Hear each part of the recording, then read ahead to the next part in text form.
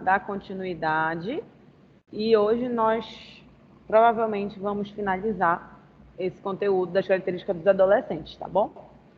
Nós começamos esse conteúdo semana passada e vamos dar continuidade agora. Então, foi muito proveitoso a nossa discussão sobre características dos adolescentes semana passada. Gostei muito da colocação de vocês. Realmente, a gente destrinchou quais são as características desses jovens e principalmente nessa nova era, dessa nova geração, né, que também são jovens que nós vamos trabalhar. Então, por isso que a gente precisa entender eles, né, compreender e saber suas características. Agora, nós vamos dividir, né, as suas características na questão física, saber quais são as suas características na questão emocional, psicológica, social. Por quê? A gente precisa ter esse olhar amplo, como eu já falei, porque senão muita gente se fecha nas características somente físicas. E física são mais uma característica de várias, né? Então não dá para a gente se fechar só nas suas características, que é a visão de muitos de antigamente, ou se não, de pessoas leigas, e não é a visão que podemos ter. Então, vamos lá. Então, o conceito de adolescência é transformação física. Então, essa fase, né, vou até aumentar aqui a imagem, que eu achei essa imagem bem ilustrativa. Quais são as mudanças, né, que ocorrem nos jovens? Oi? Oi? Parou de compartilhar o slide. Parou? Peraí.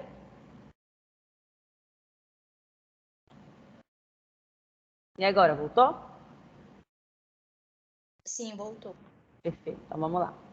Então, o que a gente percebe, o que a gente pode tirar de mais importante das mudanças que ocorrem, que já aconteceram conosco, nós fomos criança, pré-adolescente, adolescente, né? E mais do que a gente já sabe, né? Que são as mudanças da voz, né? Os meninos, eles tendem a ficar com a voz mais grossa. O corpo tende a ficar com formatos, né? Com ombros mais largos, mais altos, mais fortes. Eles começam a desenvolver essas características sexuais, como pelos pubianos. Às vezes nessa fase começa, né, a vida sexual ativa. Há também o crescimento dos pés, das mãos, dos músculos, aumento do testículo, isso nos meninos, né? E nas meninas vem o aparecimento da mama, né? Vai crescendo, crescimento do esqueleto, dos ossos, dos músculos, a questão também dos pelos pubianos, da questão sexual. Então, a gente sabe que essa fase tem essas mudanças, porque há uma mudança também hormonal. E essa mudança hormonal também interfere, né, e está ligado na questão do humor, na questão do emocional. Então, a questão do humor e do emocional, que a gente fala que são muito críticos, às vezes rebeldes, não está ligada somente à questão porque eles querem ser assim, mas porque há uma mudança interna fisiológica neles na questão do hormônio, né? Por isso que fica tudo muito mais aflorado, né? Tanto questão sexual quanto, às vezes, da ansiedade, do nervosismo, entre outras coisas. O que eu gosto dessa parte fisiológica de focar, porque isso que eu acabei de falar é bem comum, a gente sabe, porque a gente aprende lá no ensino médio, né? Todas essas mudanças físicas que ocorrem nos jovens, também ocorreu com a gente que já fomos jovens e adolescentes. Então, o que eu gosto de focar também é que nesse momento a pessoa começa a ter mudanças físicas e a pessoa vai começar a ter que se adaptar, né, às suas próprias características. Aí vem a questão da autoimagem, né, que tem até um artigo que eu fiz com a turma de estágio sobre isso. Né? É aquele momento que às vezes o jovem ele tem vergonha da quantidade de espinhas que começam a aparecer no seu rosto, né? Eu tinha um aluno de personal que ele estava na idade de 15 anos, aí tinha várias espinhas e o cabelo dele ele era assim, tipo assim, na testa. E era o estilo dele, mas eu percebi que ele também usava aquele tipo de cabelo um pouco para se esconder, porque era a forma que ele ficava manuseando o cabelo, sabe? Era uma forma de esconder a timidez dele. Ele colocava o cabelo, olhava para o chão. Então, eles começam a questão fisiológica, ela acompanha muito a questão emocional, né? Então, essa questão da imagem, de começar a se perceber, de se conhecer, de começar a gostar de si, né? Que é o grande foco. Porque com as redes sociais, né? Cada vez mais, já tinha isso antes, mas cada vez mais essa questão de pregar um padrão de beleza fica mais forte. Porque nas redes sociais tem vídeos, tem fotos, né, o tempo todo, daquele, às vezes, menina de 15 anos que tem o físico legal, a menina do cabelo perfeito, dentre outros.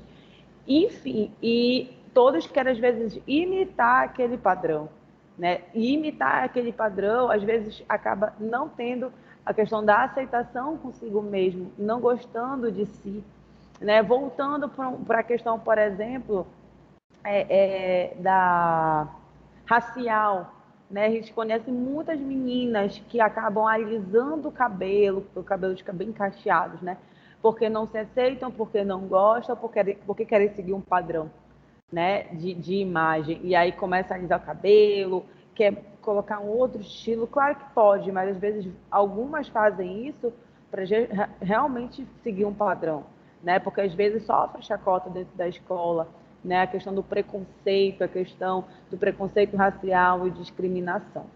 Então é importante, muito importante a gente também trazer debates, palestras, quem sabe, como eu disse, uma peça, uma roda de bate-papo, falando sobre a autoimagem, né? Se descobrir, a questão de gostar de si, do jeito que é, se amar, né? Ensinar a eles, criar a questão do amor próprio, sem querer seguir um padrão, porque é o padrão que é imposto pela sociedade ou algo assim, né? Então isso é muito importante, porque principalmente no grupo feminino, há meninas que são muito atingidas com isso. Por exemplo, querem o corpo perfeito da blogueira lá das redes sociais. E aí, às vezes, começa a vomitar, começa a fazer a questão da bulimia, anorexia, né? Vão fazendo dietas assim loucas, sem orientação nenhuma, justamente para seguir um padrão. Então, por exemplo, vocês como psicólogos, nessa questão da autoimagem, do corpo, vocês poderiam fazer até mesmo, imaginem agora, tá? Vocês numa escola, onde vocês são psicólogos daquela escola, vocês nessa área podem fazer até uma parceria com os profissionais de educação física daquela escola para tratar sobre isso, sobre a questão de saúde, tanto saúde mental quanto a saúde física, a questão do padrão de beleza, a questão da autoimagem, certo? Fazer uma palestra, uma roda de bate-papo falando sobre isso seria bem interessante, né? Eu falei para o pessoal de educação física porque são os que tratam bastante sobre a questão do corpo, né, da imagem, do corpo, da mente, enfim.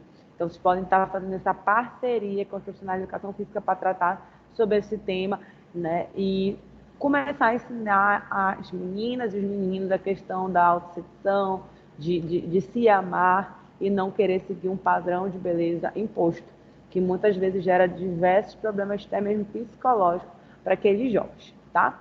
Então, essa questão fisiológica eu acho que é importante tocar, que é algo que é mais comum a gente ver na escola, na questão fisiológica. E agora vamos ver o conceito de adolescente nas transformações psicológicas. Então, eu enumerei 10 características aí que podem acontecer com os jovens. A gente pode se deparar com essas características nos jovens na escola ou dentre outros âmbitos educacionais. A busca de si mesmo e da identidade, que foi uma das coisas que a gente já conversou aqui, né? É um momento de autoafirmação, é um momento de segurança, de descoberta, de transformação. Então, eles começam a querer ir atrás da sua identidade, o que que eu quero, o que eu gosto, quem eu sou, né? Então, começa a ver esses pontos de interrogação. E a gente facilitando esse caminho vai tornar esse momento mais leve para eles, certo? Tendência grupal, eles tendem a querer permanecer e estar num grupo, né, para serem aceitos, para não se sentirem sozinhos. Só que a gente tem que olhar pelo lado tem que ter muito cuidado com as amizades que eles selecionam. Nós podemos também dar essa orientação, conversar sobre esse assunto, cuidado com as suas amizades, né, cuidado com as influências, é muito importante. Até porque, infelizmente, às vezes acontece, às vezes nós da escola temos alunos tão bons e ele começa realmente a ter amizades que levam ele para caminhos que não são legais. Isso é bem comum e é bem triste ver assim, quando a gente, nossa, esse aluno ela tinha um potencial enorme, era uma boa pessoa, mas pelas amizades, né, foi mudando, é bem complicado. Até mesmo para fazer uma relação com a família, né? Criar uma relação, psicólogo, coordenador, professores com a família, para também estar passando essas situações que acontecem com o jovem, com os filhos daquela família. Terceiro ponto, terceira característica, necessidade de intelectualizar e fantasiar, né? Então, eles fantasiam muito nesse período, eles às vezes acham que sabem muito, eles acham que têm muitas experiências, eles acham que nada vai acontecer com eles, né? Que realmente fantasiar, eu até brinco, eu acho que eu falei isso para vocês semana passada, que eles falam assim, quando eu tiver meus 20 anos, eu já vou, ou 25, eu já vou ter meu carro, minha casa. Às vezes é uma fantasia, porque, né? Às vezes com essa idade eles acham que já vão ter tudo e não, ainda está no momento de construção, de conquista, entre outras fantasias também. 4. Crises religiosas muitas vezes acabam se aproximando ou se distanciando, né, de algum grupo religioso que eles fazem parte, dependendo das mudanças que ocorrem com eles. Deslocamento temporal, tá? Na questão de eles começam a frequentar outros lugares, de acordo já com a sua faixa etária de idade, né? Com a sua fase. Sexta, evolução sexual do autoerotismo, a heterossexualidade, a homossexualidade, né? É um momento de descoberta do seu corpo, é um momento que começa as relações sexuais ativas. Sétima, atitude social reivindicatória. Então, eles começam a ser, às vezes, rebeldes, às vezes até reivindicar muitos direitos deles, né? Eles, às vezes, se descobrem até com características de líder, às vezes as pessoas que têm muita característica de representante de turma, realmente, futuramente, ele acaba ocupando cargos na sua vida com essas características, né? De liderança, de coordenação, de guiar pessoas. É um momento também de autodescobrimento. Contradições sucessivas em todas as manifestações de conduta, às vezes são muito contraditórios, e eu já até mostrei aquela frase, né, semana passada, essa aqui, que só para relembrar que muitos se acham muito seguros de si, né? Mas na verdade eles têm muita insegurança, eles acham que sabem de tudo, mas na verdade carecem de muito mais experiência, então eles têm muita contradições, né, na vida deles nessa fase. Separação progressiva dos pais e constante flutuação do humor. Seu humor muda muito. E separação progressiva foi que eu falei que essa fase, como eles não são mais crianças, não depende mais totalmente dos pais. É uma fase que começa a eles mesmos resolverem muitas situações da sua vida, tanto no âmbito da escola quanto no âmbito pessoal. Eles não dependem mais 100% dos pais para resolver inúmeras coisas, né? Eles já conseguem resolver questões de nota, de se organizar na escola, ir na coordenação, perguntar alguma coisa. Diferente da fase da criança, que os pais fazem tudo por aquele jovem, né? Eles começam a ter mais independência realmente. Ok, na questão psicológica, vamos agora para o conceito de adolescente de transformação social, cultural e afetiva.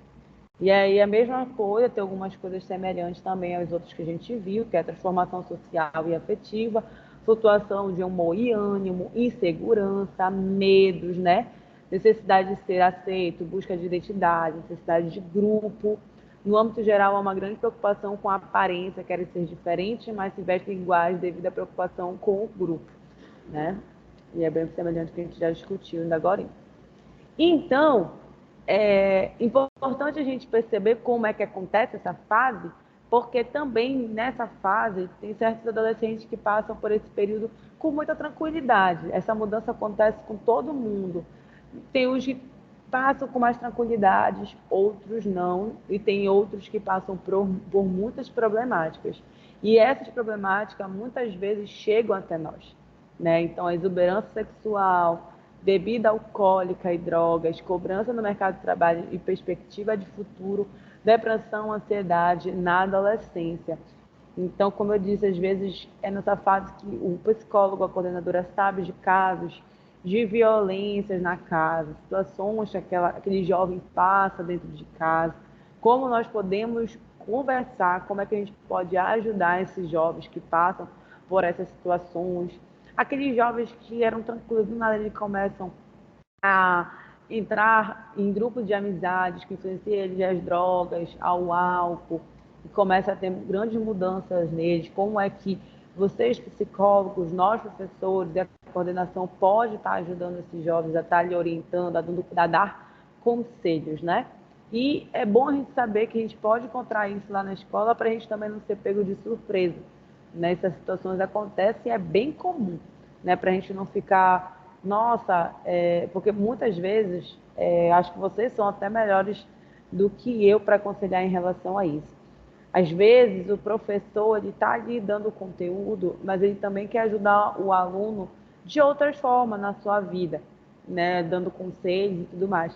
E tem certos professores que acabam se envolvendo muito com as situações dos alunos. Não no sentido maldoso, se envolvendo no sentido de sentir, sabe? Poxa, eu gosto tanto daquele aluno, mas ele está passando por uma situação dentro da casa dele. E o professor, às vezes, acaba sofrendo com o aluno, porque às vezes o aluno desabafa com ele, ele acaba encontrando no professor um amigo. E eu digo isso porque a minha mãe, ela também é professora, e ela falou que ela trabalhava com surdos. Os alunos relatavam coisas para elas, e ela falou que ela sentia muito, ela ficava triste por eles, por certas situações que eles passavam. E a própria psicóloga da escola foi aconselhar ela: Fátima, você tem que ajudar esses jovens que quando eles vêm com você para aconselhar, enfim, orientar eles, mas não se envolva emocionalmente, porque senão toda vez tu vai se envolver, porque isso é muito comum acontecer diversas problemáticas.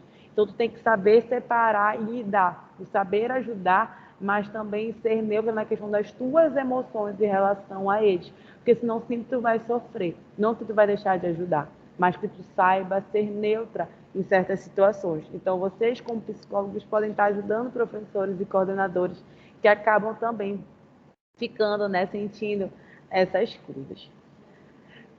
Outras situações que pode vir até nós da escola, que a gente pode acabar sabendo, ou até um aluno vir conversar com a gente, né, é a questão de situações que podem acontecer no mundo dos jovens, como a questão da venda de certos produtos que eles têm acesso, às vezes, infelizmente, tem alunos que têm acesso às drogas, algumas bebidas até mesmo dentro da escola, né? Isso é gravíssimo, mas não é uma coisa difícil de se ver.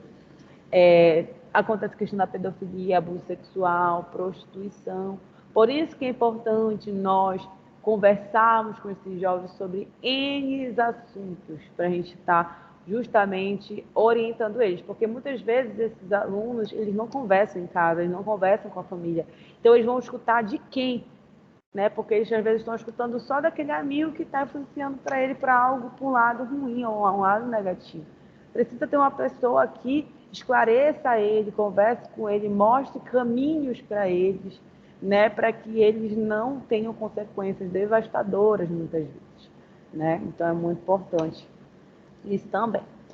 Agora, é uma dica, a gente já viu o cenário como acontece, né? Agora vamos ver dicas de como nós podemos, né, lidar com esses jovens. Então, eu selecionei alguns aqui também.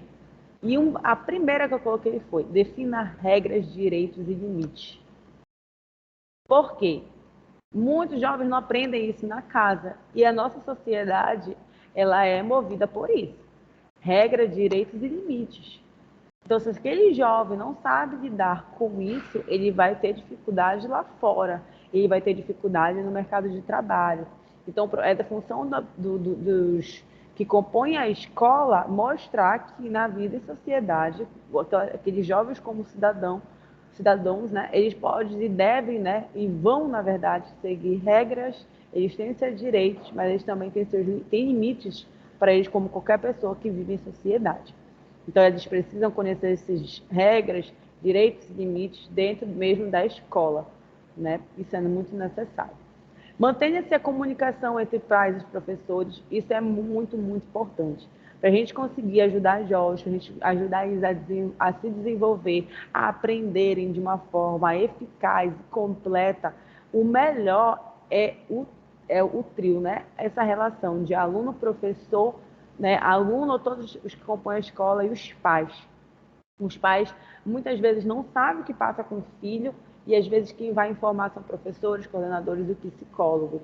Ou se não, os pais conhecem muito bem seus filhos e os pais acabam informando características dos professores, psicólogos da escola, para também estar nos ajudando a como lidar com aquele jovem, né? Então, a comunicação entre pais e professores, todos que compõem a escola, facilita e também acelera o trabalho com aquele adolescente.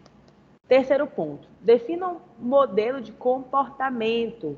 O que isso quer dizer? Não que você vai formar robôs, né? Cada um tem a sua personalidade, as suas características. Mas o que seria, defina um modelo de comportamento?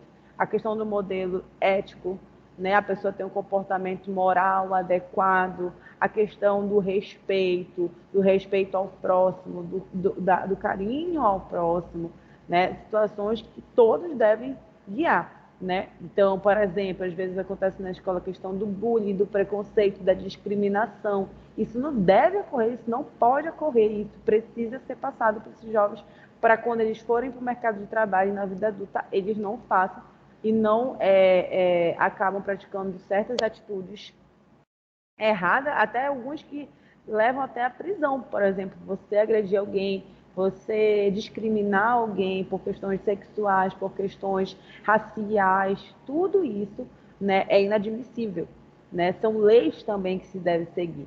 Então, definir um modelo de comportamento é relacionado a isso, ao respeito, ao amor ao próximo, a saber se comportar num ambiente respeitando o espaço, o limite do outro. Então, isso é muito necessário. Crie recompensas para comportamentos positivos, né? Isso é até uma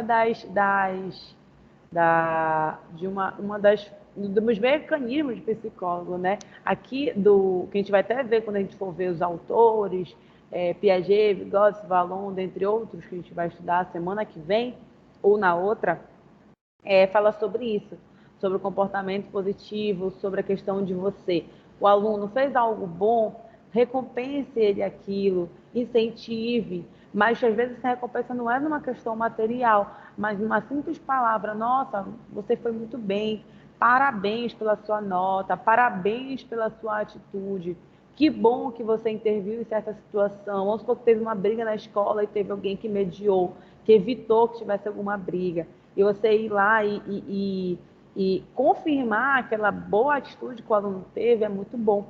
Porque a psicologia explica, né, que quando você afirma algo, a probabilidade de aquilo se repetir é muito grande.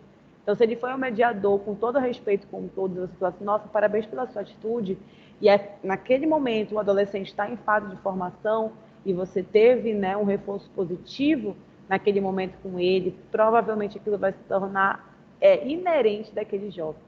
Aquilo vai se tornar parte da sua personalidade, né? A questão do respeito, a questão de uma mediação, uma postura de liderança muito bem colocada, uma pessoa que consegue ter uma moral ética também muito boa, que às vezes ele traz esse jovem isso de casa, os pais ensinam ele a isso, e você chegar na escola e o jovem chegar na escola e um professor, um coordenador psicólogo parabenizar, isso vai se tornar parte dele, né, da sua personalidade.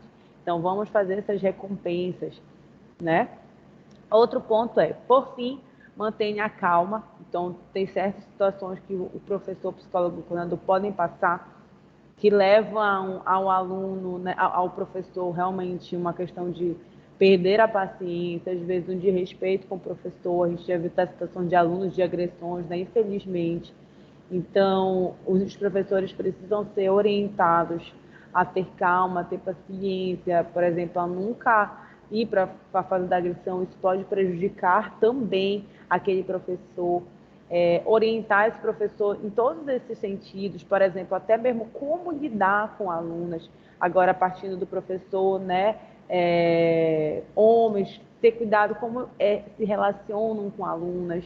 Às vezes o professor, conhece situações de professores que, sem maldade, às vezes é muito carinhoso com uma aluna, por exemplo: oh, que bom, assim, abraça, algo assim, mas quem olha externamente pode não interpretar de uma forma legal, pode até interpretar com maldade. Então, tu tem que evitar tocar nas pessoas, nos alunos, seja menino ou menina, ter toques físicos, justamente por essa questão, né? Hoje em dia tem celular, às vezes as pessoas podem bater foto, maldade, às vezes até acabar com uma carreira de um professor, às vezes certo comportamento dele, que pode ser realmente com intenção, infelizmente tem situações assim, ou pode não ser com intenção, mas as pessoas podem maldar. Então tem que ter muito cuidado, e vocês como psicólogos, né, futuras pessoas que vão trabalhar na área educacional, além de ajudar e orientar esses jovens, também ajudar e orientar professores, em questão dos seus comportamentos.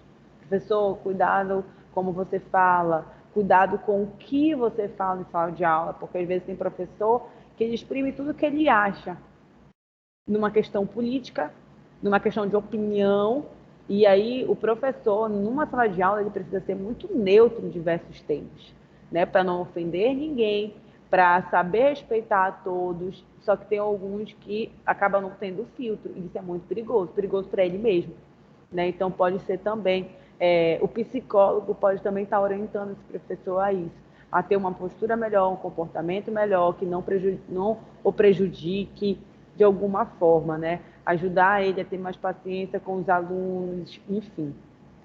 Então, é muito importante, é o papel também do psicólogo estar auxiliando tanto aluno como professores nesses quesitos. Conhecer e respeitar as mudanças que ocorrem na adolescência, né? Então, a gente precisa, é o que vocês estão fazendo aqui, conhecendo essa fase, como são suas características, ganhar a confiança da turma e aproximar o conteúdo escolar do cotidiano da garotada é muito importante, e já tem estudos, né, diversos autores que falam uma boa relação de aluno-professor, aluno-psicólogo, aluno-coordenador facilita o processo de aprendizagem. Né? Às vezes o professor pode ser muito bom no conteúdo, mas se ele é uma pessoa que tem algumas características que não agrade a turma, às vezes a turma ela perde interesse de aprendizagem pela pessoa que o professor é, suas características, ou até mesmo às vezes nem pelo conteúdo. Os conteúdos às vezes são até agradáveis, mas eles perdem o interesse. Então é muito importante o professor buscar agradar, né, a sua turma, no sentido de... E aí, felizmente, ainda tem professores que são meio orgulhosos, né? Eu vou agradar, se gostou de mim, ok, se não gostou. Não é bem assim. Ali é o seu trabalho, mas pelo menos você precisa ter o respeito, o carinho, o amor por aqueles adolescentes, né? Você precisa buscar ter uma boa convivência harmoniosa em sala de aula com seus alunos, para justamente ajudar no processo de ensino-aprendizagem, que é muito importante, né? Porque a questão afetiva, emocional, né, de uma boa relação de aluno e professor facilita o processo de ensino-aprendizagem, com certeza. Não bater de frente, né? A gente sabe que tem alunos dentro de sala de aula que desafiam professores, que respondem para os professores, e aí o professor, se ele entrar na mesma vibe, no mesmo mecanismo que aquele aluno está fazendo, às vezes o aluno realmente está te desafiando, ele quer que tu perca o controle, ele quer que tu perca a paciência, para às vezes justamente te prejudicar, né? Então o professor ele precisa ter muita inteligência emocional para saber lidar com diversas situações. E é bem comum isso, viu? Alguém tem algum parente que é professor? Já escutou relatos de situações de professores? Alguém aqui? Mas tem números, gente. Professora, Pode falar. acontecia muito na minha turma de ensino médio. Muito, olha, a colega falou que na turma da ensino médio acontecia muito. Aluno desafiar professor? Sim, desafiar, querer debater quando não era. Eu queria sempre saber mais que o professor, e ele testava mesmo a paciência do professor até o limite.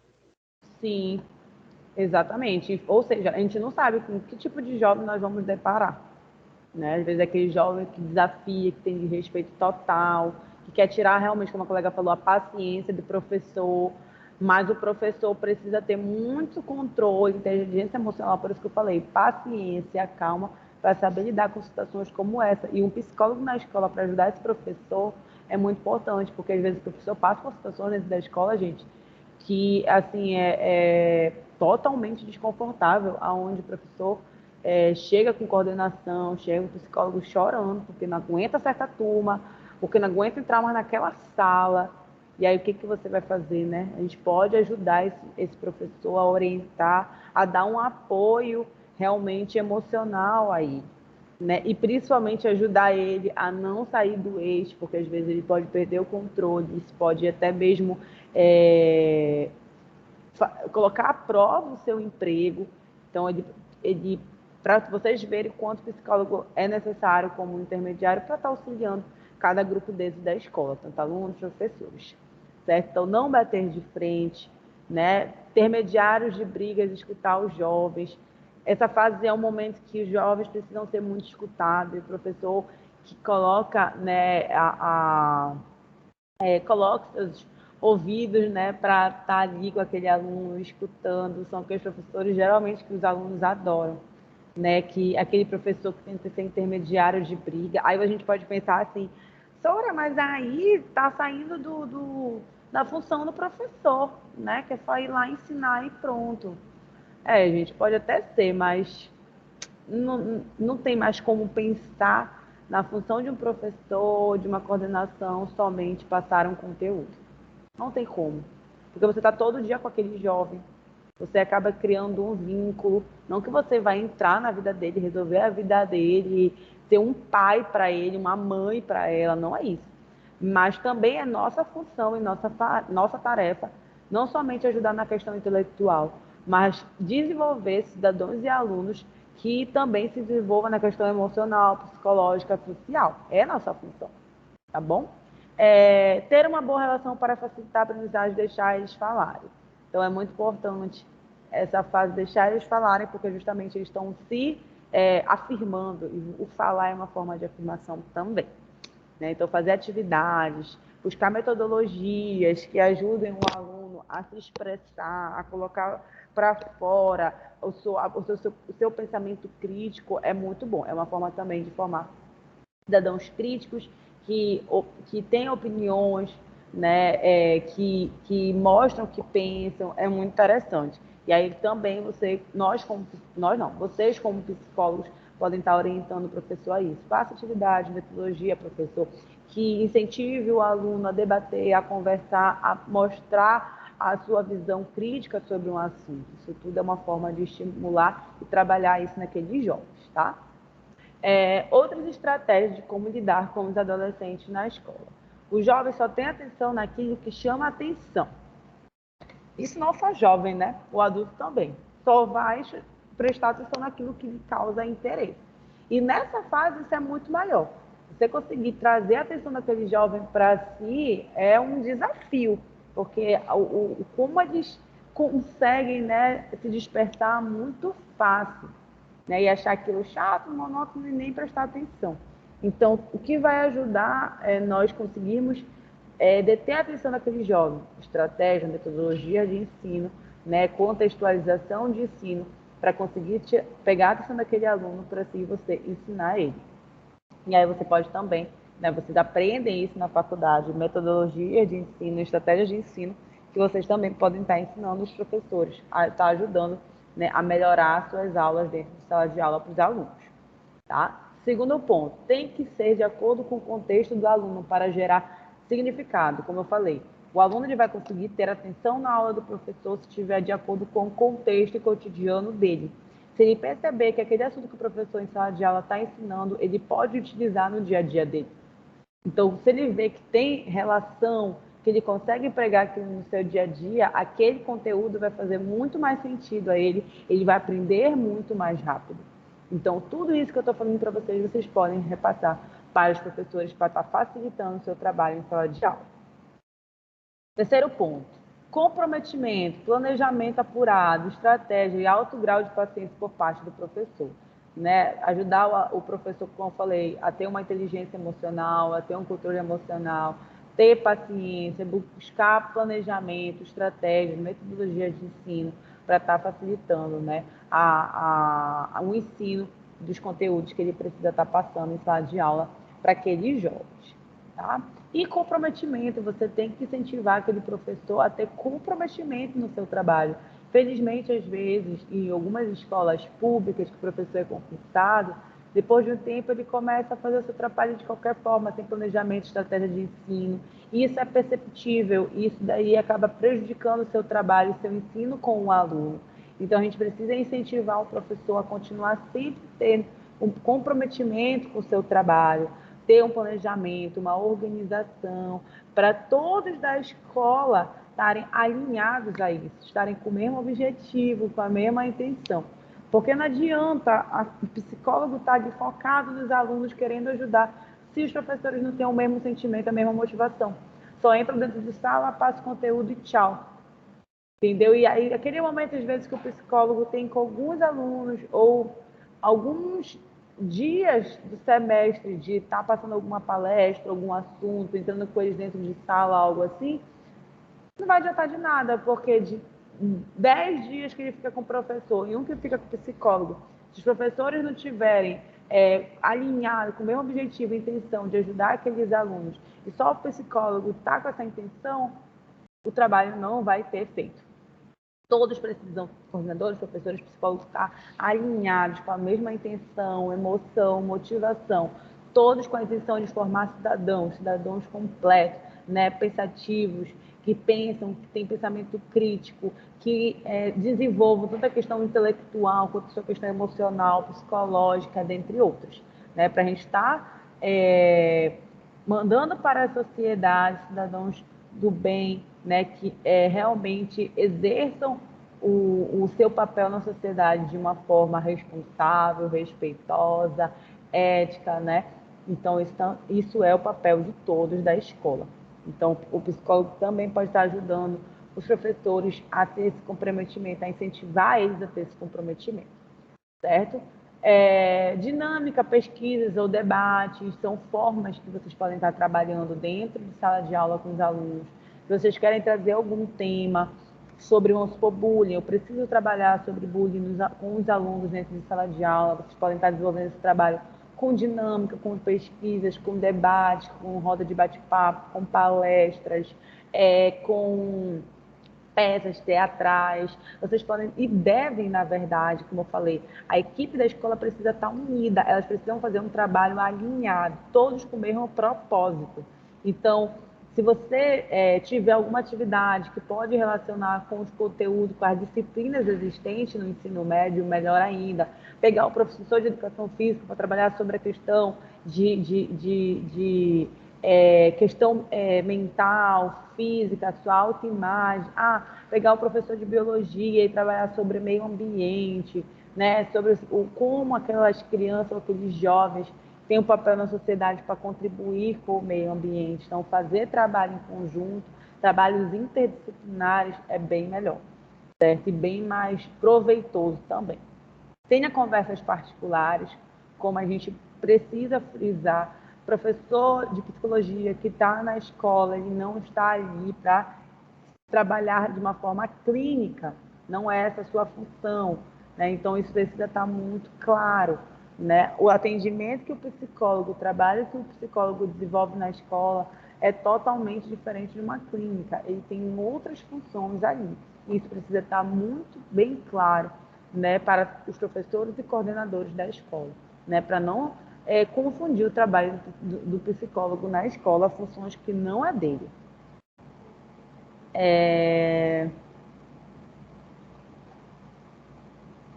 Até aqui, gente, alguma dúvida? Galera do online, galera do presencial, vocês querem contribuir, falar alguma coisa?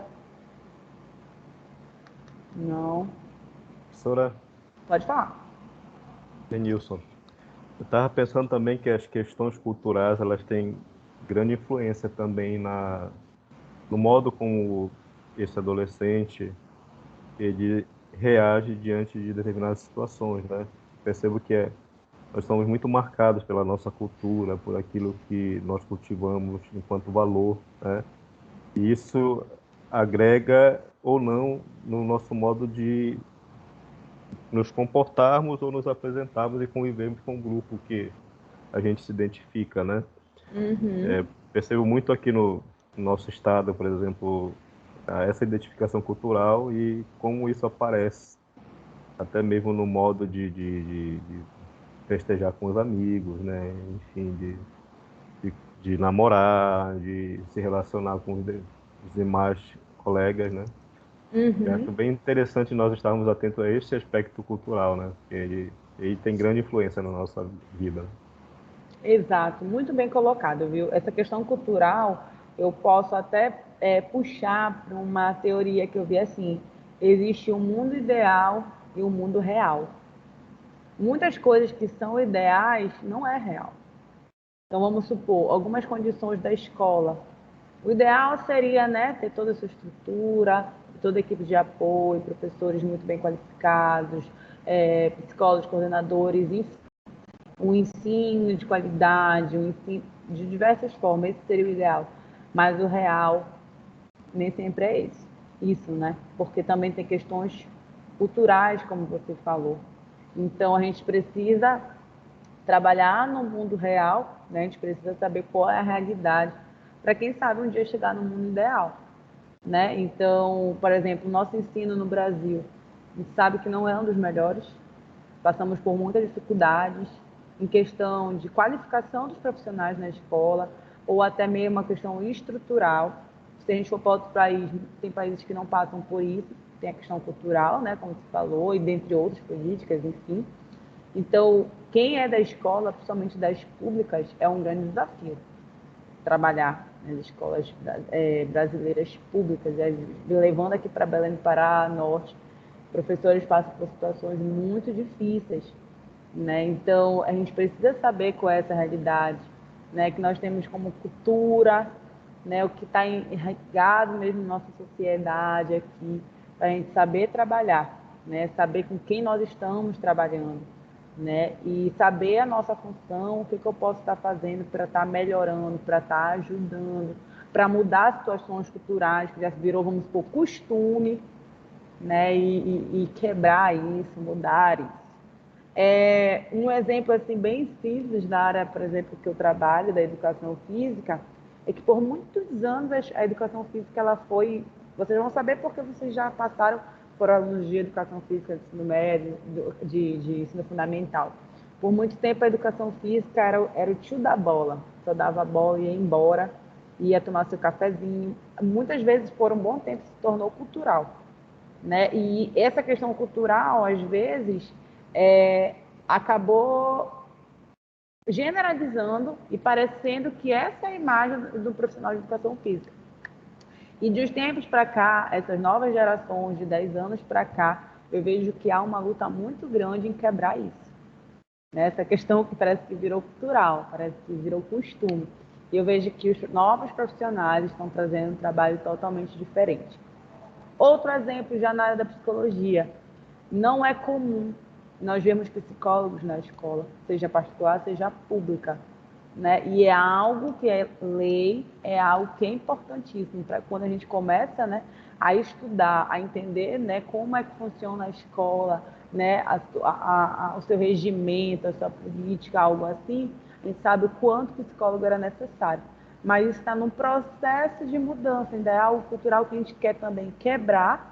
Cultural é tudo aquilo que é criado pelo homem, então muitas vezes o homem colocou, né, dessa forma, deixou que fosse dessa forma, mas muitas coisas precisam ser quebradas para serem melhoradas, né, para a gente evoluir, para a gente mudar a realidade, né, e ir para algo ideal que ainda às vezes está muito longe, mas a gente vai só na luta mesmo, né, conhecendo a realidade, tentando mudar essa realidade para tentar chegar no ideal. Na verdade, muito boa a sua contribuição e é muito importante mesmo a gente ter esse olhar. Mais alguém? Professora, Pode falar. em relação a essa contribuição que os psicólogos podem estar dando dentro da área educacional, eu estava vendo eu acho que era um livro aquilo, e tinha alguns comentários que eu achei muito interessante, algumas pontuações que o autor fez. Ele disse o seguinte, ele falou, quando você entra numa sala de aula, as cadeiras estão organizadas em fila, uma atrás da outra, correto? Uhum. E quem são os alunos que sentam na frente? Quem são os alunos que vão sentar no meio e quem são os alunos que vão sentar no fundo? A senhora consegue me responder essa pergunta? Essas três perguntas? Sim, no caso, quer que eu responda? Sim, sim. Realmente, isso daí é uma leitura, né, de sala de aula que a gente vê que realmente não é algo que dá para se generalizar, mas geralmente é isso. Os alunos Sim. da frente geralmente são aqueles que estão mais interessados, dedicados, O do fundão, lógico, como eu falei, não é para generalizar, mas o do fundão geralmente talvez são aqueles que não estão tão interessados, estão desmotivados ou dentre outros motivos, né? Sim, olha, exatamente. Essa é a visão que a gente tem e que está no inconsciente coletivo. Quando a gente entra numa sala de aula, a imagem que a gente pega é essa. Os alunos da frente são aqueles que estão tentando se interessar mais pela matéria, que tem mais uma relação com aquilo, que quer alguma coisa a respeito daquilo. Não que os outros não queiram, Uhum. mas é porque muitas vezes você entra numa sala de aula e você já entende esse sistema. Aí pode fazer com que o aluno fique inseguro para sentar na frente, e ele senta no meio ou sente atrás. Então, essa questão, por mais simples que seja, ela vai dizer muito sobre como a gente vai aprender. O aluno, muitos alunos que precisariam estar na frente sentam lá atrás, porque Sim. eles já têm essa ideia pré-concebida, né? Então, pensando nisso, isso é em relação à psicologia multifocal, e o Cury estava fazendo essas pontuações. Eu achei interessante ele falar disso, porque você vai pegando algumas características muito simples que já estão dentro das salas de aula, são mais comuns. E, por exemplo, o que aconteceria se eu pegasse essa turma e, em vez de organizar essas filas de cadeiras, uma atrás da outra, eu fizesse um U? O formato de um U dá para que cada um dos alunos se enxergue e o professor enxergue cada um deles naturalmente. E assim, não vai ter uma base que já está no inconsciente coletivo, de que quem está sentado na frente é mais inteligente, porque o professor vai ter aquele espaço para circular, os alunos vão se ver, porque quem senta atrás vai ver só as costas do outro, e não vai ter mais esse sistema de que está no inconsciente coletivo, de que quem senta na frente é mais inteligente, quem senta no meio tem lá umas características boas, por isso que ele está ali, e que do fundão é bagunceiro, essas coisas assim. E já Sim. vai mudando. Então, essas pontuações eu achei interessante, porque apesar de ser simples, ela pode trazer um impacto muito Pode positivo. dizer muita Tá? coisa, né? Isso pode interpretar Exatamente. muita coisa. Pode trazer Levar alguns uma alunos que mudança de precisariam ali. estratégia, de metodologia, uma leitura diferente, né? E às vezes Exatamente. muito, e também não precipitada, como você falou. Geralmente as pessoas têm essa leitura, né? Do fundão, né? São desinteressadas, nem sempre é isso. Tem vários Até motivos. Até porque tem alunos que não gostam de se expressar ou que têm glossofobia, medo de falar em público. Então, eles sentam para trás, porque, apesar de terem muita informação, eles não se sentem à vontade ali, porque eles sabem que podem ser cobrados ali na frente. Aí gera uma certa tensão, eles recuam. Perfeito, José. Muito importante isso que você falou. E continua. Você finalizou? Posso contribuir? Sim, sim, por favor, pode Isso que contribuir. você falou é muito Finalizei. interessante. Levando para o que o Renilson falou, é uma questão cultural. Porque a questão das cadeiras enfileiradas, ela vem da época do militarismo, da época militar. As cadeiras enfileiradas, ela representa a questão de disciplina, organização. A questão do professor ficar na frente e os alunos, né, à frente do professor e por fila, isso quer dizer justamente o professor, o detentor do conhecimento, e os alunos estão ali sentados escutando, em fileira por questão de pedir uma questão de disciplina, né, uma questão rígida, né? Então essa questão das cadeiras enfileiradas surgiu nessa época militar, por isso que é dessa forma. E aí, muitas metodologias e muitas vertentes de ensino já discutem sobre isso e buscam mudar. Tem certas escolas que não têm mais cadeiras enfileiradas, tem certas escolas que nem têm mais cadeira dentro de sala de aula, tem certas escolas que mudam já essa organização, justamente como você falou, a sugestão do U, porque no formato de U eu vou poder estar olhando meus alunos melhor, eu vou poder dando oportunidade de todos se comunicarem, falar, eu ter um olhar diferente em relação aos meus alunos. Então, isso daí são, para vocês verem, né, são situações simples, mas que pode ter diversas interpretações e mudar uma metodologia como um todo. Isso quer dizer, né, e leva a estratégia de ensino que a gente fala agora, que é o ensino personalizado. Ensino personalizado é entender que dentro de sala de aula, né, sair daquele mecanismo militarista onde tu passa o conteúdo para todo mundo recebe da mesma forma, e, né, e a gente sabe que nem sempre dá certo. Eu digo que nem sempre dá certo, e eu não gosto de fechar que o tradicional é 100% ruim, porque a época militar chama a educação tradicional, né, quando a gente vai trabalhar a questão histórica. Eu digo que é 100% ruim porque nós viemos dessa época e nós estamos aqui numa faculdade, então teve algum proveito sim. Né? Então, a gente está numa faculdade, muitos já estão no mercado de trabalho, que veio dessa época de escola, enfileirada, professor dententor de tudo, só ele que fala. Mas também nós vamos avançando e a gente vai vendo que os alunos não têm como ser cuidados, ensinados de uma forma igual o tempo todo. Né? Por isso que vem a questão do ensino personalizado. É você conhecer, é o que a gente está trabalhando também agora, é conhecer os seus alunos, as suas características, conhecer eles individualmente, porque a gente sabe que todos os alunos não aprendem de uma forma igual. Cada um tem uma forma de aprender diferente. Né? A questão de quem está na frente, no fundão, às vezes a pessoa ela está lá na cadeira da frente, não porque ela está mais interessada, é porque ela sabe das suas dificuldades, ela vem para frente, porque talvez ela perceba que quando ela fica lá atrás, ela rápido se dispersa. Né? Pode ser isso também. E o lado fundão pode ser outro motivo, não é porque ele está desinteressado. Então é importante a gente conhecer todos os nossos alunos. Eu sei que falar disso não tem como a gente também só focar nas metodologias ideais, a gente também tem que voltar para a realidade. Muitas vezes é um trabalho complicado também trazer esse ensino personalizado. Porque o ensino personalizado é você conhecer bem o seu aluno e saber que tipo de ensino você vai empregar para cada um. Mas se uma turma tem 70, 80 alunos, fica difícil para o professor. Então, para vocês verem que é uma questão cultural, uma questão política, diversas coisas que estão em jogo. Então, o ideal seria ensino personalizado, porque ele sabe que nem todos os alunos aprendem da mesma forma. Porém, será que o professor conseguiria colocar em prática esse ensino personalizado? Se muitas vezes o professor é jogado ali e não dão uma estrutura, um apoio para ele, é simplesmente jogado, te vira, ele não é às vezes qualificado, ele não é na sua formação ensinado isso.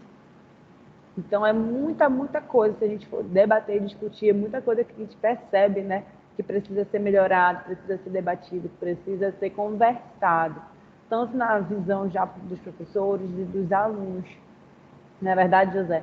Mas é justamente a sala de aula que a gente está fazendo agora, estudando na disciplina, é que a gente vai aprender mais e mais, né? Tendo esses tipos de debate e essas contribuições. Por isso eu gosto que vocês falem, podem falar, porque acaba surgindo assuntos que é muito importante serem debatidos.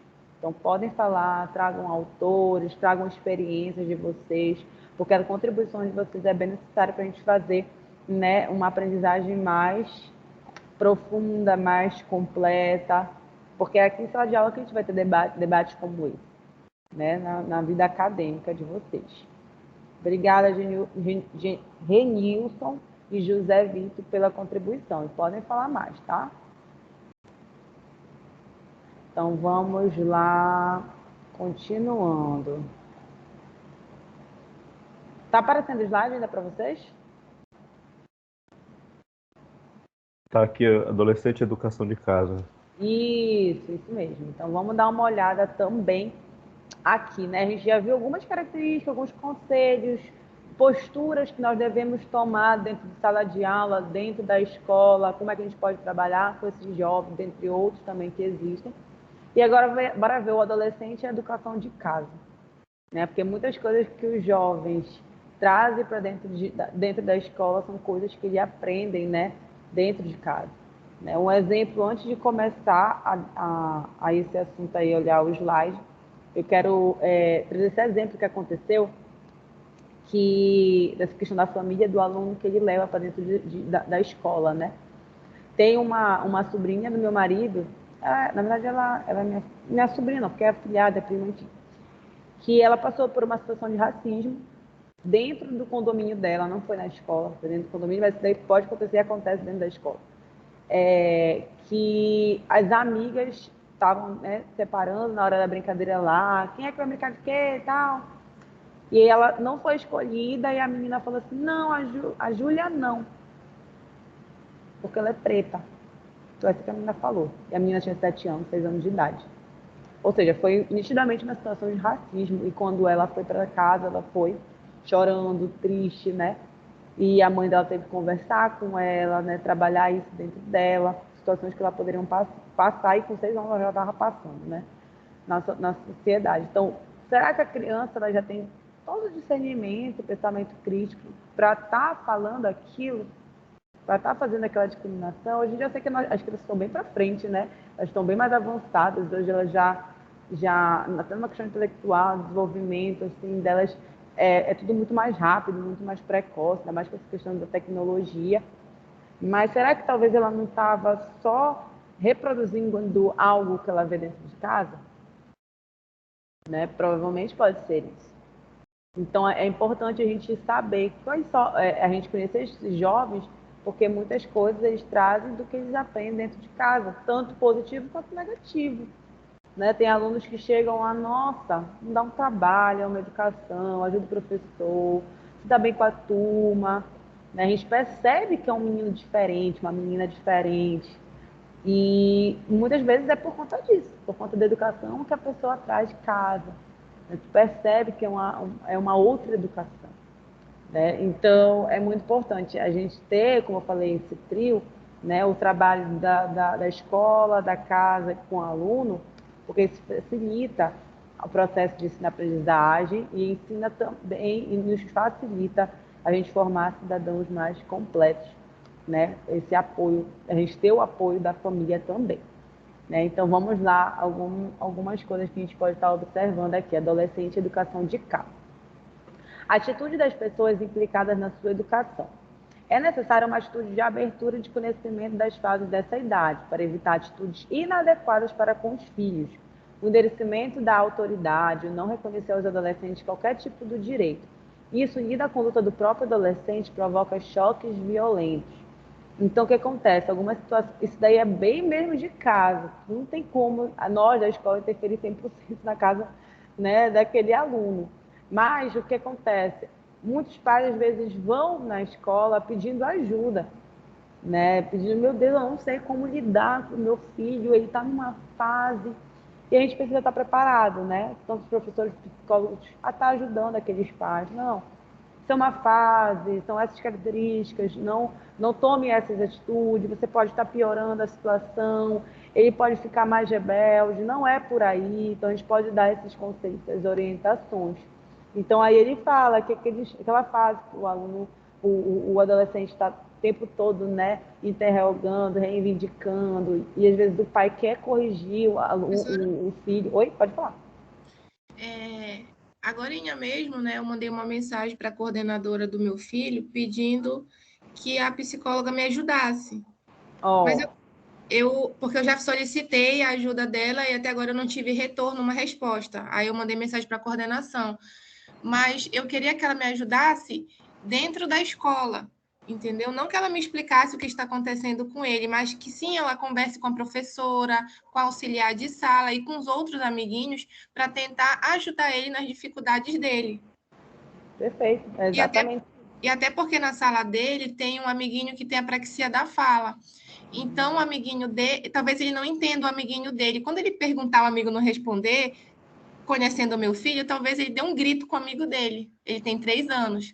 Uhum. Então, eu queria que ela fosse para a sala, para trabalhar com plaquinhas, com vídeo, com musiquinha, para tentar colocar na cabeça dele, lá na escola, porque aqui em casa eu tento colocar, só que o certo seria a gente falar a mesma língua. Com certeza, está alinhado. Para ele poder ficar equilibrado. Exato. Porque às vezes, se você faz o trabalho dentro da sua casa, mas na escola eles tomam outras atitudes, pode interferir, né? Prejudicar ou não ser eficiente que tu está fazendo dentro de casa. Então, por isso que eu digo, o trabalho em conjunto da família, da escola, dos alunos, se torna muito mais proveitoso, né? Se torna muito mais eficaz.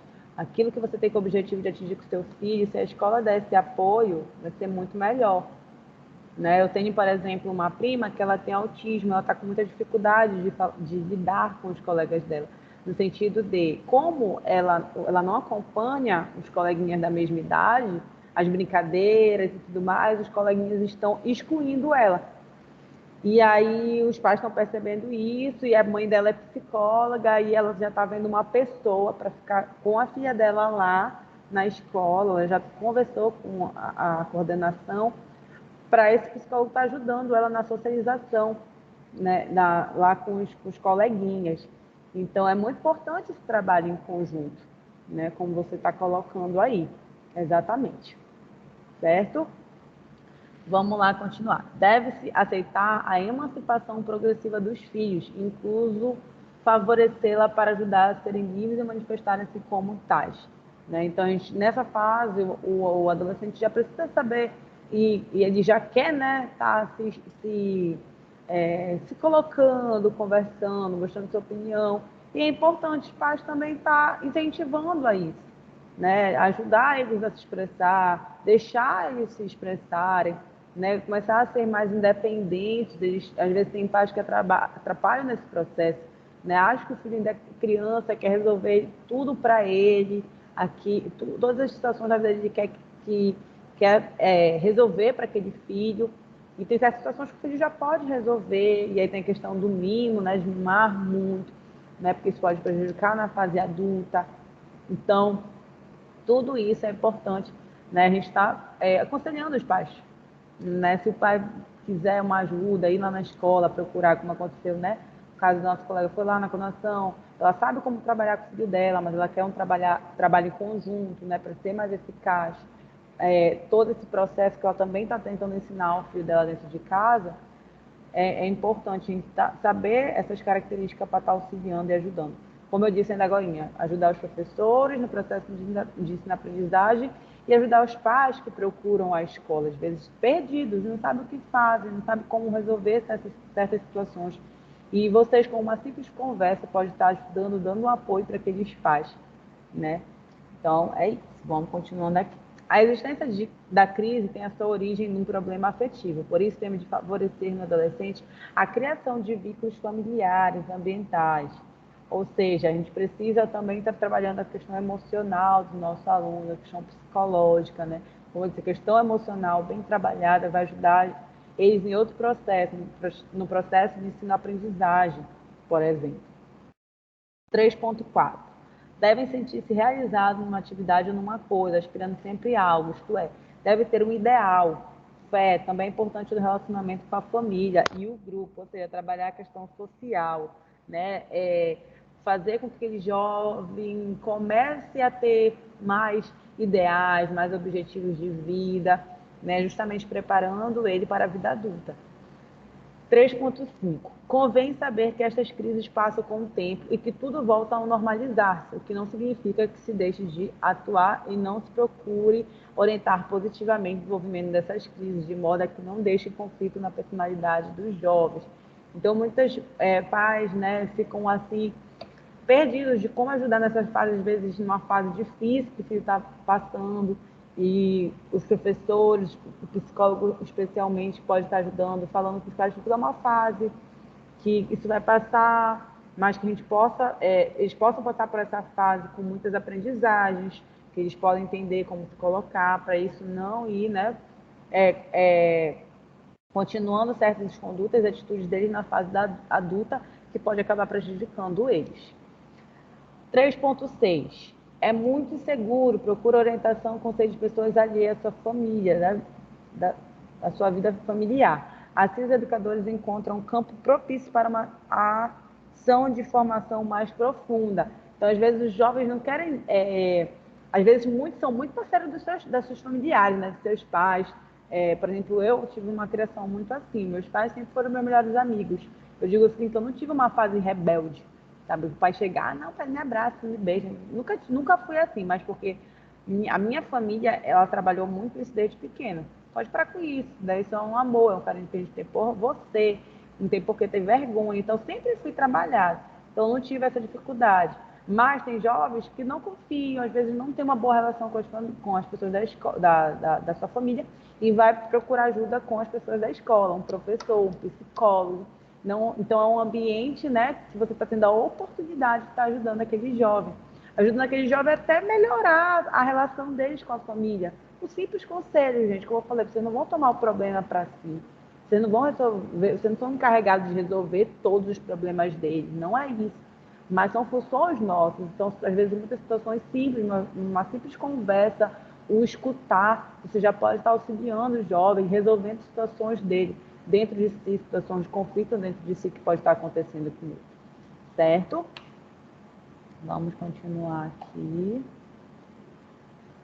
Continuando aqui essa parte, né? Adolescente e educação de casa, continuando. Precisa de uma mão compreensiva para os ajudar no esforço de esclarecer ou definir seus pensamentos, estados anímicos, coisas que é difícil para ele e faz cair em estado depressivo. Então, tem momentos que ele está com muita dúvida, eles estão ansiosos. Então, ter a família e a escola ali para amparar, tirar dúvidas, né? Reforçar, às vezes ele está com pensamentos, ideias boas, certas, e você ir lá reforçar algo que ele esteja em dúvida é muito bom. Como eu disse, uma simples conversa e o escutar já resolve tudo, né? Então, às vezes convém tratá-lo com a mesma frieza ou indiferença que se comporta, para que se repare na sua própria atitude.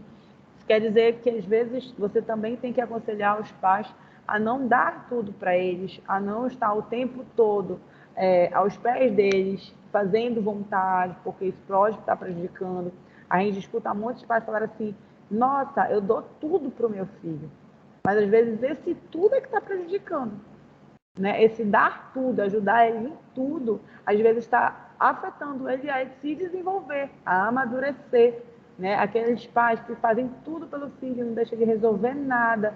Claro que tem certas coisas que ainda os pais precisam resolver, mas tem certas tarefas que você já pode dar para eles começarem a ter essa questão do senso de responsabilidade. Eu tenho que resolver, eu tenho que buscar a solução, eu tenho que estudar, eu tenho que ter a iniciativa.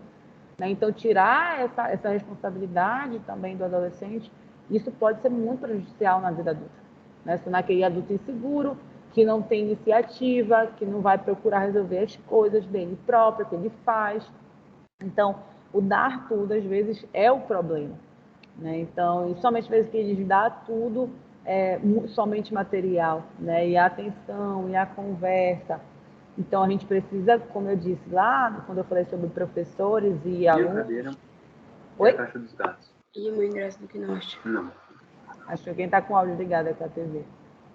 Quando eu falei lá, a gente precisa estabelecer regras, limites para esses jovens, é a mesma coisa que a gente tem que orientar os pais se eles vierem com alguns questionamentos para a gente. Eu não sei o que fazer, o que eu faço. Né? Então, muitas vezes você precisa sim, muitas vezes mesmo, saber se impor, saber impor respeito, saber, às vezes, quem manda na casa, que é o pai, é a mãe, porque tem jovem que não tem limite, que faz o que quer, que fala o que quer. Isso é muito, muito, muito complicado, né? E preocupante, porque são as estruturas do que ele vai fazer. Então, é importante orientar os pais a isso também. As formas mais extremas de desafio exigem um guia habilidoso, bem como prudência nas medidas de controle mais estritas que se pretendem utilizar. Né? Cuidado com ser muito radical, né? Os pais serem muito radicais. Às vezes ele acha que ter um radicalismo vai ajudar o seu filho a ter responsabilidade, mas às vezes não. Algumas atitudes, na verdade, pode piorar, pode tornar ele mais contra os pais, mais desafiador, mais respeitoso. Então, tem que ter muita tato para saber dosar o que fazer. Por isso que é importante estar orientando eles também. Temos de passar a ser observadores, participantes na vida dos adolescentes. É importante estar sempre participando da vida deles, estar observando, né? Não fazer tudo por eles, mas estar ali como apoio, sabendo o que eles estão fazendo, o que eles estão deixando de fazer. Porque às vezes eles começam a ir para caminhos que vai levar eles a situações difíceis, né? Perigosas. Então a gente precisa estar observando esses jovens, tanto a família até mesmo quanto a escola, mas agora a gente está focando na família. Devemos ajudá-los a encontrar a forma de expressar nas diversas atividades e procurar que isso não seja estimulante e interessante, senão pode cair no desleixo, na apatia perante o estudo. Então, a gente precisa estimular eles a falar, a conversar, a se expressar, né? A perder a timidez, porque às vezes essa timidez vem acompanhada com medo de falar, de se expressar, e a gente encontra muitas pessoas assim já no nível superior, né? Ou seja, quando a pessoa é assim, no nível superior, às vezes não foi trabalhado lá na fase da juventude, que poderia ser uma fase propícia para ser trabalhado tudo isso, e aí vai chegando no nível superior pessoas que têm medo de falar ao público, né, tem dificuldade, e aí vai trabalhar isso já no nível superior, né? mas isso pode ser trabalhado muito antes, deve ser trabalhado muito antes. Até porque quando chega no nível superior há uma cobrança, né? Na questão, o professor já fala, esse daí já é um adulto, ele precisa saber falar, ele precisa saber expressar, a gente está formando profissionais, né, para o mercado, então isso daí já deve estar pronto. A gente sabe que não chega dessa forma, né? Seria, com certeza, iria facilitar o processo daquele aluno, né? O aluno chegando na faculdade, sabendo se expressar, falar, escrever, seria bem melhor, né? E não estou falando para a questão dos professores que recebem esses alunos, mas para o próprio aluno, né? Ele já tem mais facilidade nos trabalhos de faculdade, saber se expressar, falar, enfim. Mas muitos chegam na faculdade com muita dificuldade. Aí vão trabalhar isso já na faculdade, na fase adulta. Outro ponto, recordando as tensões e inquietações da nossa própria adolescência, estaremos em condições de ajudar os jovens a sermos mais compreensíveis para com eles. Isso é muito importante, porque às vezes, assim, não só na questão da adolescência, em fase, eu digo até mesmo na questão profissional. Às vezes eu conheço professores, colegas meus, que falam assim, não, esses alunos vão ter que aprender, vai ter que ser assim. Parece que esquece que um dia tu foi estagiário, esquece um dia que tu foi também aluno, que ter um apoio facilita, ajuda, porque eu vou ser tão rígido, né, com aqueles alunos, não que você não vá cobrar, mas tem professor que às vezes gosta de colocar com uma penitência, sabe? Se vira, agora eu vou colocar uma atividade muito difícil, eles têm que aprender, eles têm que chegar aqui sabendo, né? Então, nós também fomos alunos, fomos estagiários, a mesma coisa os adolescentes. Esse menino não sabe o que ele faz. Poxa, tu sabe que tu já passou por essa fase, sabe que é um momento assim de dúvidas, aí tu vai criticar teu filho porque ele está em dúvidas. Na tua fase, tu não tivesses dúvidas, tu não ficaste, né, com medo de muitas situações, e às vezes tu quer cobrar coisas que na tua adolescência também foi igual, né? Às vezes até pior. Né? Poxa, meu filho foi um rebelde, às vezes na adolescência foi mais rebelde que ele, mas tu já cobra diferente dele, né? Porque tu é pai. Então, ter a questão da compreensão, não é deixar ele fazer tudo, mas dentro de ti, tu compreender é necessário, né? A gente ter esse olhar diferente. Devemos inculcar-lhes o respeito pelos pontos de vista alheios, o sentido da realidade. Isso aí é importantíssimo. Os pais ensinarem dentro de casa o respeito, o amor ao próximo. É muito clichê, mas é algo que na prática não acontece muitas vezes. A gente chega com adolescentes que desrespeitam, que discriminam, né? que realmente não tem crivo para falar. E isso é muito complicado. Né? Isso é muito complicado mesmo. Os pais precisam trabalhar isso nos seus filhos. A gente está formando cidadãos que vão estar depois assim, funcionando na sociedade.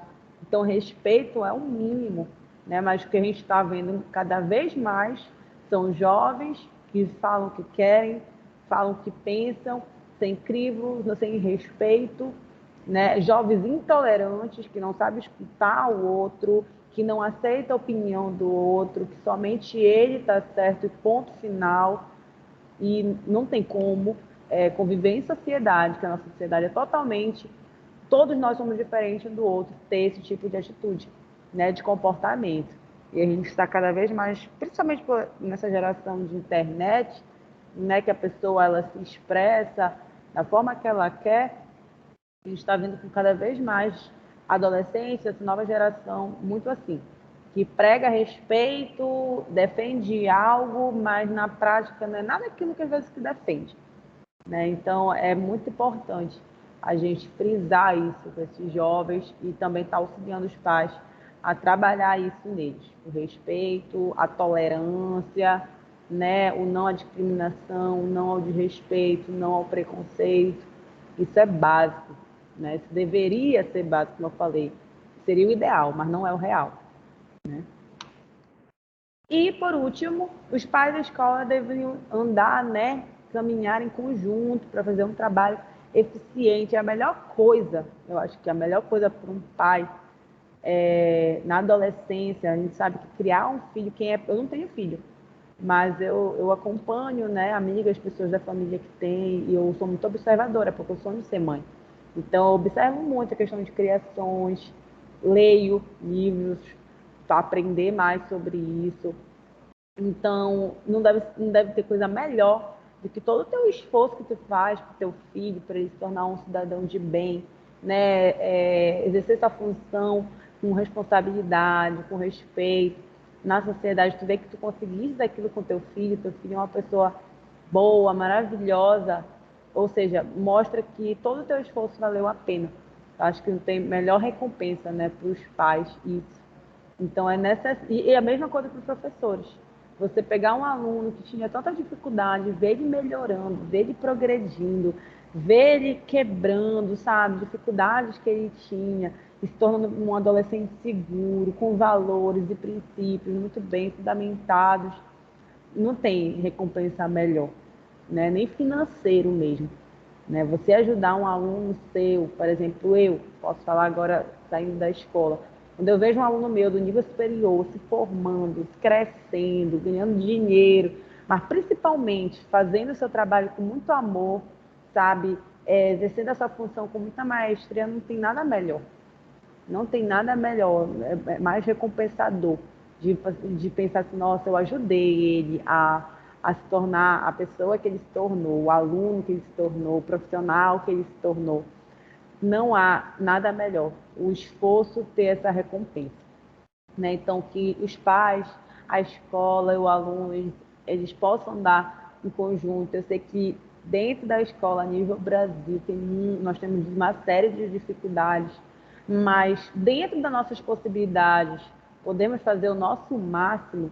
Se cada um tiver esse pensamento, a gente vai melhorando muitas coisas que precisam ser melhoradas, né? E saindo do real, indo para a educação ideal, né? Que todos que estão na escola lutam para isso, né? Que têm amor pelo que fazem, lutam por isso.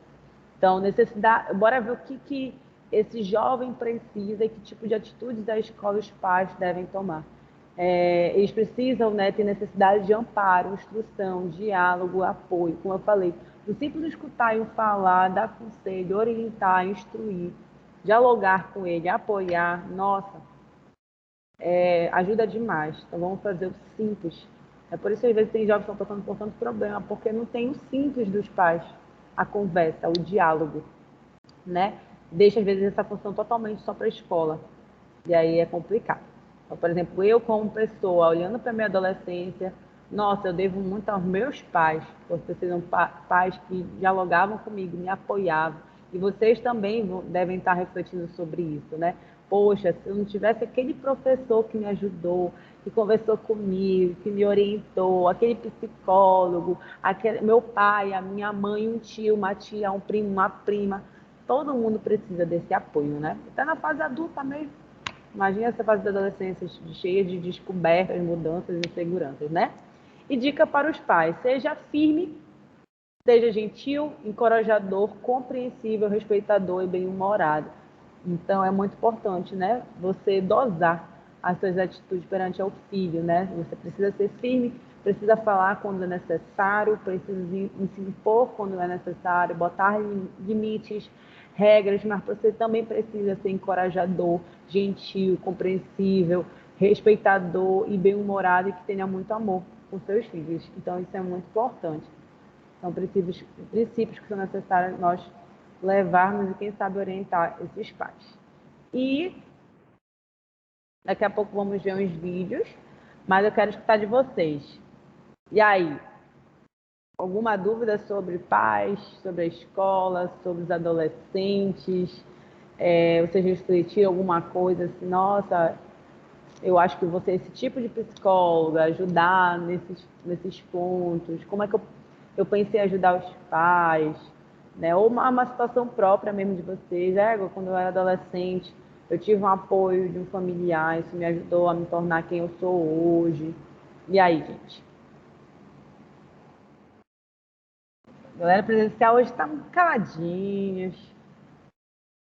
Podem falar. Professora, uma dúvida. Pode falar. Assim, só confirmar, o psicólogo na escola, além dessa função dele de auxiliar também os professores, conversar com os pais e ver um ambiente escolar,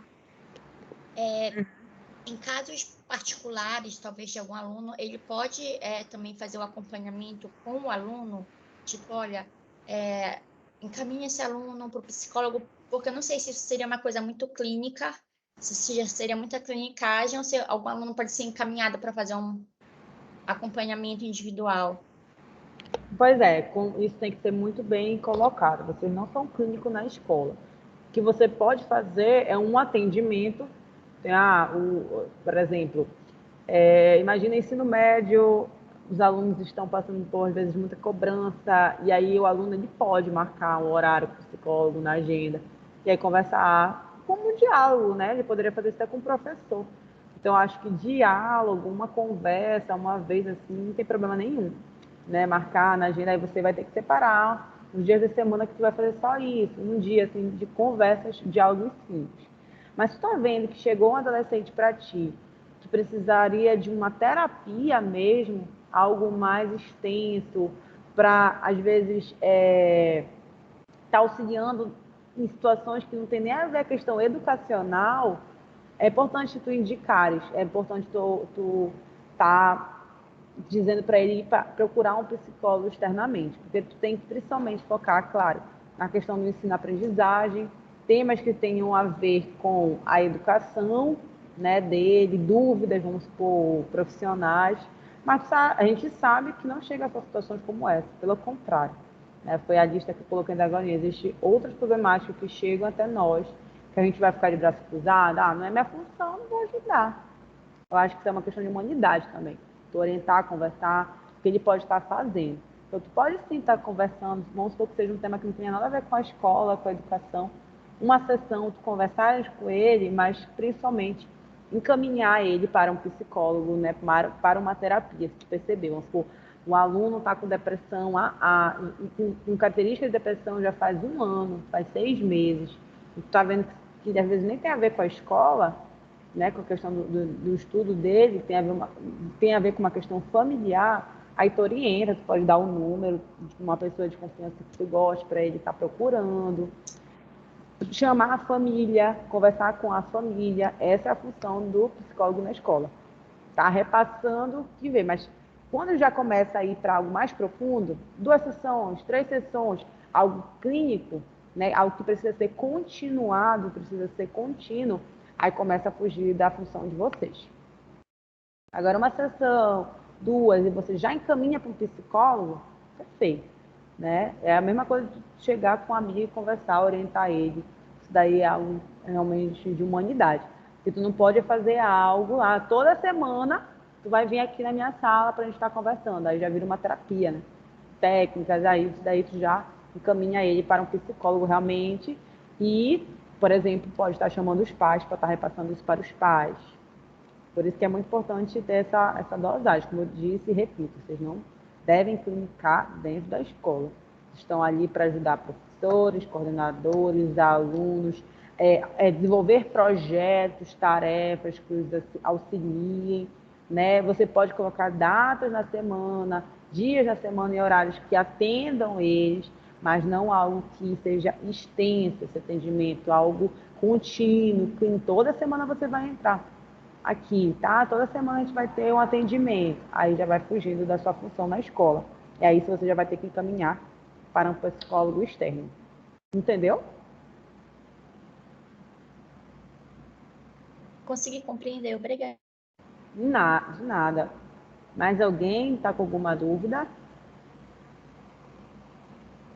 Alguém quer contribuir com algo que achou interessante?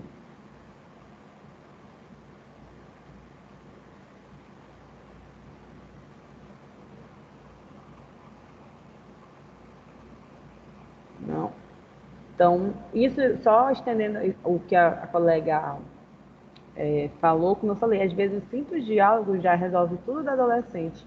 Ele estava numa angústia tão grande, uma simples sessão assim, marcou com o psicólogo da escola uma sessão, ele tirar suas dúvidas sobre questão profissional. Por exemplo, ele está passando por uma ansiedade, você indicou ele para o psicólogo, ele começou a fazer terapia, está tendo melhoras, avanços, até mesmo uma alta do seu terapeuta, né, do seu psicólogo terapeuta. Poxa, olha aí, você já ajudou, você foi o caminho, você que indicou, você que orientou. É esse tipo de ajuda que vocês têm a função dentro da escola. Certo?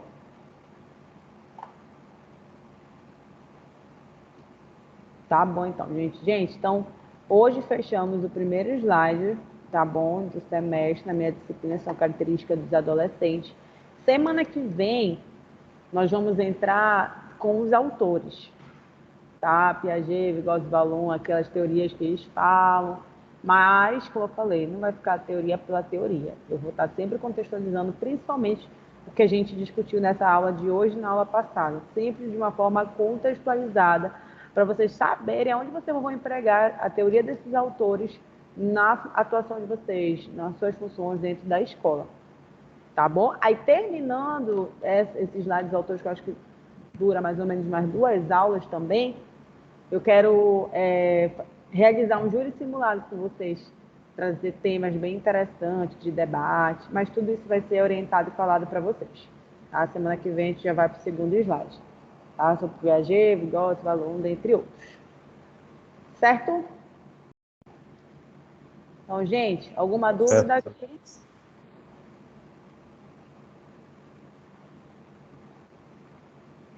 Beleza, então. Então, Lohana, Ana Laura, Yasmin, Evelyn, Renilson, Suelen, Kaique, José, Lucas, Henrique. Fiquem com Deus. Até segunda que vem. Chamada. Ah, tá. Peraí. Bem lembrado. Chamada.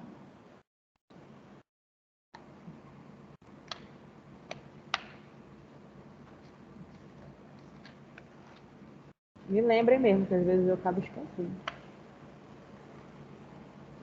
É isso, e acabo esquecendo às vezes de gravar a aula. Mas até que agora eu não estou mais esquecendo. Sempre lembro.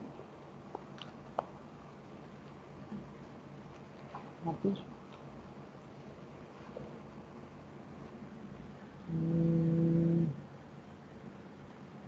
Vocês podem ir falando cada um o seu nome, um de cada vez, por favor. Ana Laura. Espera aí que a minha caneta falhou. A pedaola, Ana Laura, deixa eu só. A caneta tá ruim. Completo, professora, só primeiro nome? Só primeiro e último. Tá, então, Ana Bentes. Ana Laura Bentes. Bentes. Pode falar. Ana Laura Bentes. Podem falar. A Evelyn pediu para dizer que ela está sem áudio. Ela mandou no chat o nome dela. Tá, Evelyn do quê? Deixa eu olhar. Evelyn Giovana. Yasmin Coelho. Yasmin Coelho. O que mais? Kaique Gabriel. Renilson Macedo.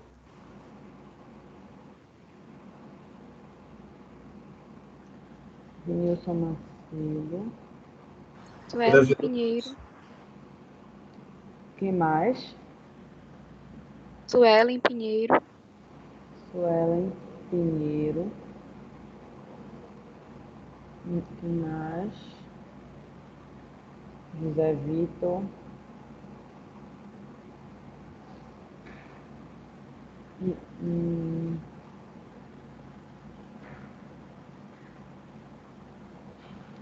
Luana do Socorro. No chat também mandou a Luana Alves. Germane. Aqui, professora. Germane Santos.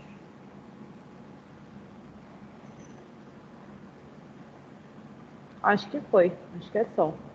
Só repetindo aqui. Ana Laura, Evelyn, Yasmin, Kaique, Renilson, Suelen, José Vitor, Luana e Germane.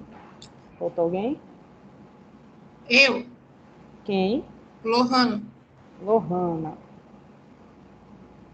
Lohana do Socorro.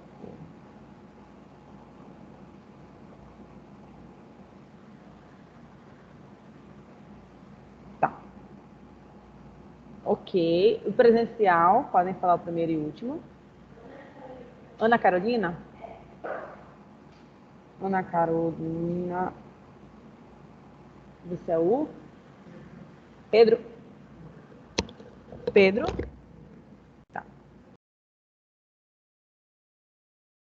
Você é a? Daiana? Daiana. Daiane. Tá.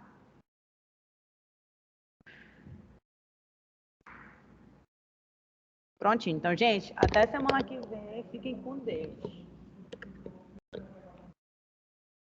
Oi, eu não tô entendendo.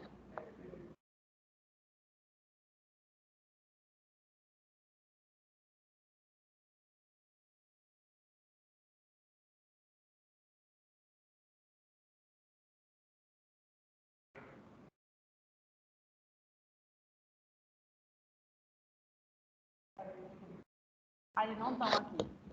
Mas eles estavam aqui.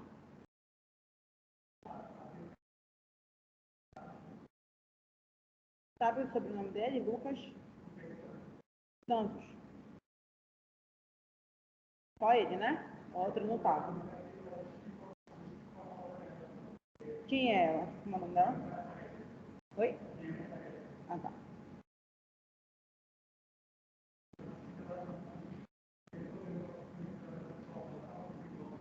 Ah, tá. Tudo bem. Vai justificar, então. Prontinho.